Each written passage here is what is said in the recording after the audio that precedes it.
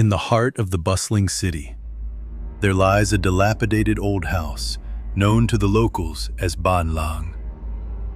They say it was once a beautiful mansion, but it turned into a dark legend after a gruesome murder took place inside its walls. I stumbled upon this story late one evening while waiting for a bus, the cold wind biting at my skin as the last rays of sunlight faded. An old man, with a voice that trembled like dried leaves, shared the eerie tales that lingered around the house, and I couldn't help but feel a chill run down my spine.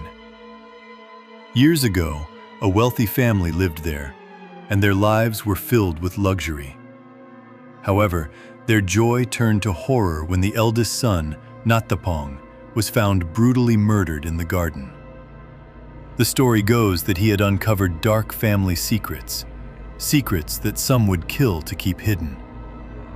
The old man's eyes widened as he spoke of shadows flickering in the windows, whispers of pain carried by the wind, and the chilling sensation of being watched.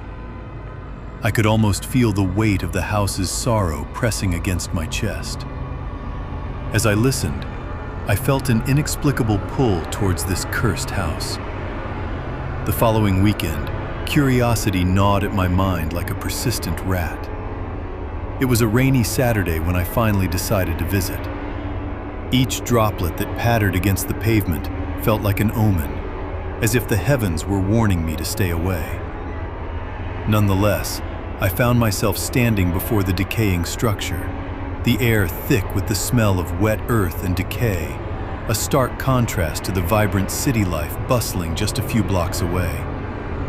The house loomed over me, its broken windows resembling hollow eyes that had witnessed countless horrors.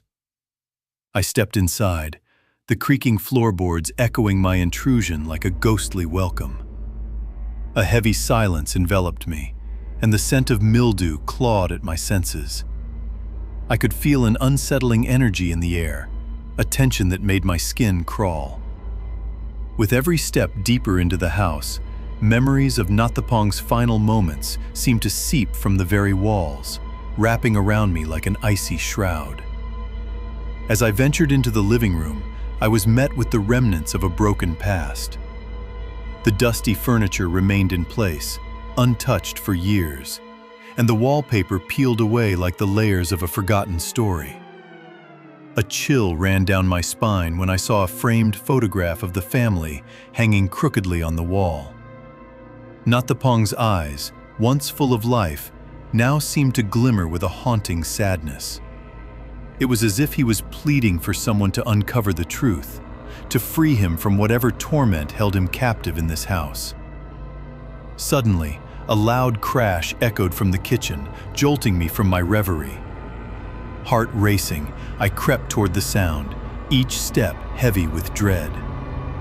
The air turned cold as I pushed the door open, revealing a shattered plate, shards glistening like teeth on the tiled floor. A quick glance around revealed nothing unusual, but I could swear I felt a presence lurking just beyond my line of sight. My breath quickened, and I could hear my own heartbeat pounding in my ears, a stark reminder of my solitude.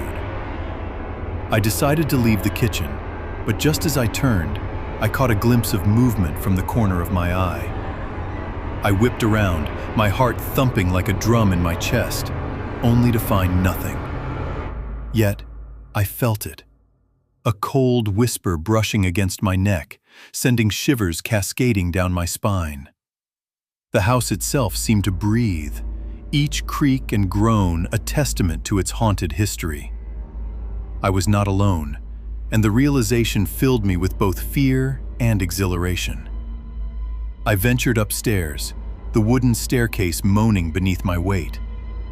As I reached the landing, the air grew thicker, laden with an oppressive energy that made me feel dizzy. Each room I entered felt like stepping into a time capsule, memories trapped in dusty corners. However, one door stood out, slightly ajar, inviting me to peer inside. My pulse quickened as I approached. The darkness beyond seemed to pulse with a life of its own, calling to me in a language I couldn't understand.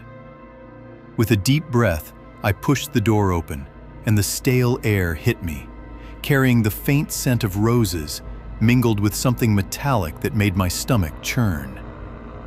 Inside, I found a small study, cluttered with old papers and books, the faint glow of a dying light bulb barely illuminating the room. On the mahogany desk lay a journal, its pages yellowed and frayed, filled with frantic notes in Nathapong's handwriting. Desperate cries for help, warnings about his family's secrets spilled across the pages, each word a plea from beyond the grave.